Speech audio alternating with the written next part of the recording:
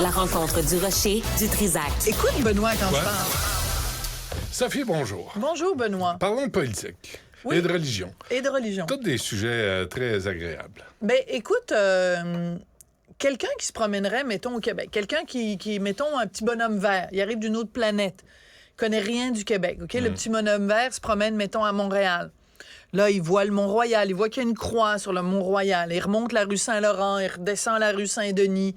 Il va dans le Vieux-Montréal, il voit la basilique Notre-Dame, il voit la chapelle Bon Secours qui est là pour... tu sais, hein, c'est la chapelle. Quand tu vas à la chapelle Bon Secours dans le Vieux-Montréal, il y a sur le toit, sur le plafond, plein de petits bateaux parce que c'est la Vierge Marie qui était comme la bienfaitrice des marins. Donc, quand il y avait des marins qui partaient du port, ben on allait prier pour que tout se passe en sécurité pour les marins.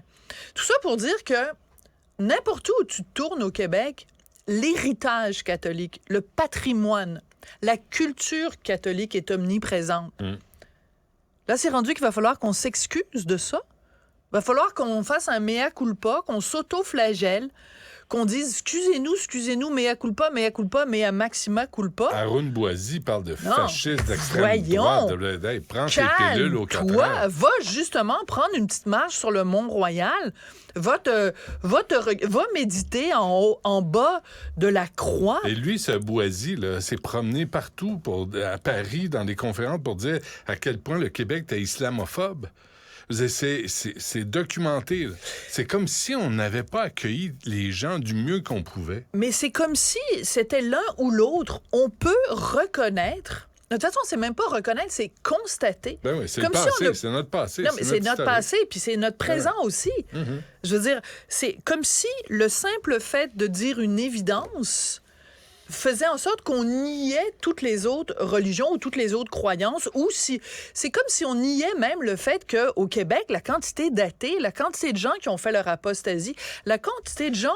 Alors qu'on annonce le ramadan partout, ben, partout dans les magasins. T'as lu notre collègue Joseph Facal sur Adonis, mais c'est comme si le fait de reconnaître un fait historique, c'était comme si on crachait sur les autres religions ou si on crachait comme les autres communautés. Et je me pose vraiment sérieusement la question, Benoît. Je me demande s'il y a un autre endroit sur Terre où les gens s'excusent à ce point-là d'exister. S'excusent de reconnaître leur patrimoine, de reconnaître leur histoire. Mettons que t'es en France, OK? Je veux dire, c'est sûr que la France, pendant des années, ça a été une monarchie. Bon, en 1789, ils ont coupé la tête du roi. Donc, aujourd'hui, c'est une république. On est à la 5e ou la 6e, je me souviens même plus. On est en république en France. Mais si quelqu'un, à un moment donné, mettons Macron, à un moment donné, souligne, je sais pas, moi, l'héritage monarchique, penses-tu que les gens vont se mettre à hurler, puis le traiter de ci, puis le traiter de ça? Mais c'est comme si on nous demandait la perfection aussi. Là. C'est comme si on nous était demandait... tenu à un standard plus élevé que les autres. Parce que l'Église catholique a pas bien fait auprès des grands-mères. A fait des ravages, bien sûr. Mais il reste des choses quand même qui sont, tu sais, avec lesquelles on vit à tous les jours. Ben oui. Puis qui fait que le Québec est accueillant. Santé gratuite, éducation gratuite. On peut pas en faire plus. On accueille les gens, mais c'est jamais assez. Et les Boisy de ce monde vont finir par nous... écœurer. Ben oui. Oui. Puis on va dire, ça va... C'est-tu ce que j'avais fait en avril, le 1er avril? Raconte. J'avais fait ça, j'avais fait un poisson d'avril quand j'étais chez les prix Nobel de la radio. Ouais. Et puis, j'avais avec moi Nabila Ben Youssef. Oui, l'humoriste. Qui avait appelé. On s'était entendu avec elle. OK. Et là, elle avait appelé, puis elle dit... C'était comme une simili-tribune téléphonique, puis elle dit, là, c'est assez, là. On veut un Québec laïque. Ben là, on va appeler la rue Saint-Denis Denis, puis le Mont-Royal, on va... Et là, à part, elle est extraordinaire. Elle était drôle.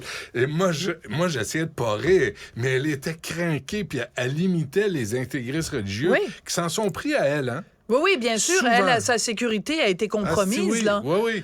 Parce qu'elle elle est une femme courageuse qui osait rire de l'islam ou rire des croyants. Puis elle s'est fait menacer. Moi, elle m'a raconté... Cogner à sa porte, je sais. Ah ouais. Oui. Fait que cette affaire... Écoute, là, les gens C'était sincèrement, C'était un bon coup de radio. C'était un bon coup de radio. Nabila après la pause, j'étais revenu avec elle. On riait. Ouais. Moi, j'avais une série de courriels. Puis, disais, là, ça va faire. Puis, tu sais, c'était drôle, là. Tu sais, c'était un sujet délicat. Oui. Mais c'était quand un même, poisson d'avril, vous l'aviez quand traité même. avec humour. Et j'aurais aimé qu'en fin de semaine, les gens fassent preuve de ce même détachement et surtout de rappeler c'est quoi la laïcité. On a l'impression qu'il y a des gens qui savent pas c'est quoi. La laïcité, c'est la séparation de l'État et de la religion, mais c'est pas une négation de la religion. Le contraire d'un État laïque, c'est pas un État, c'est une théocratie. Nous, ce qu'on veut, c'est qu'on veut pas que le Québec soit une théocratie, donc on veut pas qu'il y ait une religion d'État, on veut pas que l'État nous dicte quelle religion on doit pratiquer, puis en dehors de ça, faites ce que vous voulez. Ça veut dire que c'est comme si... en plus, quand tu vas lire la chronique de Mathieu Pogue-Côté que François Legault citait, parce que la phrase qu'il a mise dans son gazouillis, c'était uniquement une phrase tirée de la chronique de Mathieu. La chronique de Mathieu, moi, personnellement, je suis pas d'accord avec ça, parce que c'est comme si certaines des valeurs québécoises étaient forcément associées à notre héritage catholique. J'ai le droit de pas être d'accord avec mon ami Mathieu, mais tu peux pas nier ce qui est au cœur de la chronique de Mathieu, qui est de dire on a un héritage catholique, point. Puis à l'occasion de Pâques, n'oublions pas notre héritage catholique. Pourquoi? Je vais juste te donner un exemple vraiment gnochon, OK? Dans combien de boulangeries au Québec les gens ont fait des brioches? Les brioches de Pâques avec la petite croix en sucre. Ouais. Mais penses-tu que tous les gens dans les boulangeries qui ont fait ces trucs-là, c'est des fervents catholiques qui s'en vont à la messe tous les dimanches puis qui font l'amour seulement dans la position du missionnaire le samedi soir quand il n'y a pas de hockey? Ben non. Puis les gens qui les ont achetés, les brioches, non. Ça fait partie, sais-tu quoi? De la culture québécoise.